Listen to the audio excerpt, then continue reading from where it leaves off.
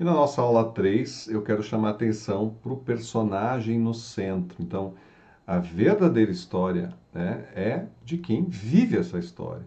Na nossa vida real também é assim, né? Nós somos o personagem, nós vivemos isso, nós entregamos isso, nós sofremos, nós temos alegria. Então, toda vez que você tiver dúvida de como tratar um personagem, pense em você mesmo.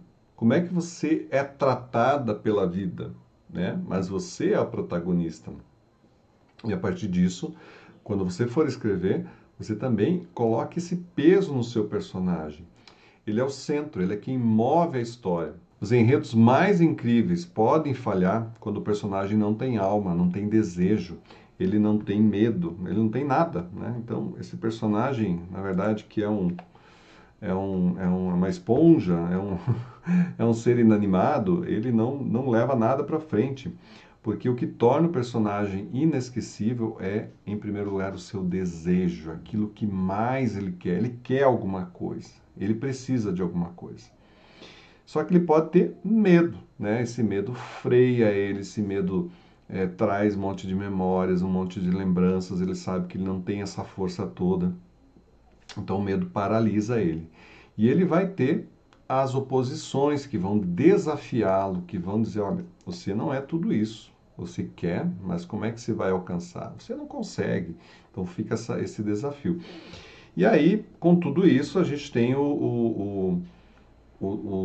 a transformação. Né? A gente tem a transformação que vai fazer esse personagem, então, aparecer, florescer e trazer todo o conteúdo que ele tem para a gente. Vamos lá. Vamos ver alguns exemplos aqui. Então, o personagem como motor da história. Ah, temos alguns exemplos. O Ponciá Vicêncio, nós temos da Evaristo, Conceição Evaristo, ela quer se libertar de uma história marcada pela escravidão, mas carrega as marcas no corpo, tanto no corpo quanto na memória. Então, ela quer, o que ela quer? Ela quer se libertar, ela quer ser livre, mas ela tem medo. Ela tem oposições e ela quer sofrer uma transformação, não somente do seu corpo, não somente da questão física, mas principalmente do psicológico dela e da memória.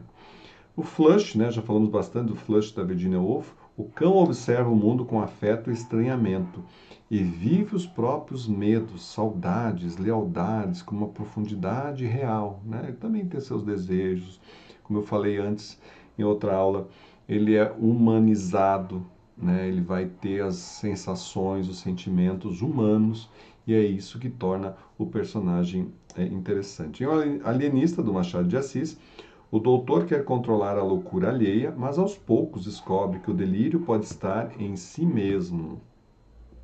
Então aqui é uma coisa muito mais interna, não é tanto com os outros, mas é internamente que as coisas acontecem.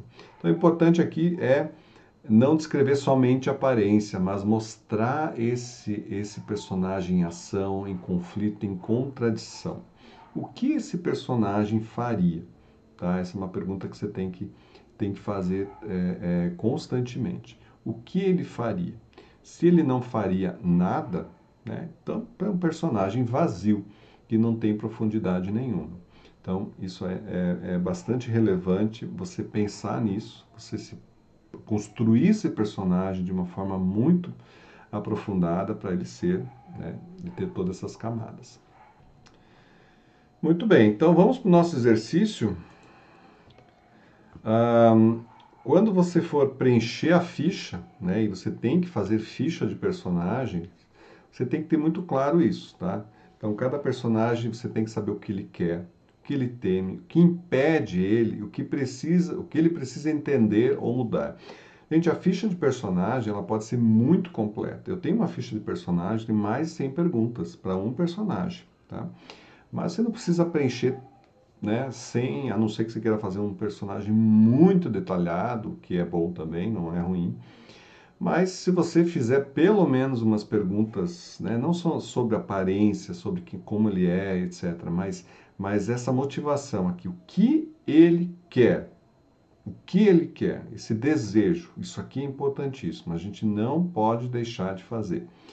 Porque senão você vai criar personagens plastificados, que todo mundo quer a mesma coisa, ou não quer nada, e aí isso não fica claro. Então, aqueles personagens você lê e não mexe em nada com a gente. O que ele teme, quais são seus medos, né? O que ele, qual que é o principal receio dele aqui? Por que que ele não encara isso que ele tem que encarar? O que que impede ele? A próxima pergunta. Quais são os obstáculos? E o que ele precisa entender ou mudar para atingir o que ele quer, né? Então, nesse exercício, você responda isso com o seu personagem e aproveite para fazer um diálogo, né? Cria um pequeno diálogo com outro personagem, talvez, ou ele mesmo falando, que revele essas coisas, né? Mas não diga, eu quero atravessar a Amazônia, né? Mas de alguma forma, mostrando, né, sem dizer especificamente, tão diretamente, mas vai mostrando o que ele quer. Então, no diálogo, você vai, pelo menos um ou dois elementos desses, você consegue obter da boca do teu próprio personagem, porque da boca do personagem é sempre muito mais direto do que ser uma revelação indireta. Ok, gente? Muito bem, esse módulo ele é bastante significativo, ele não é difícil, mas ele é bastante significativo. Então, a minha sugestão é que você se concentre não só nesses exercícios, que são exercícios simples, mas você concentre, utilize isso na sua escrita, né? Você incorpore isso na sua escrita, porque isso vai fazer toda a diferença. Eu te espero, né, no próximo módulo. Até mais.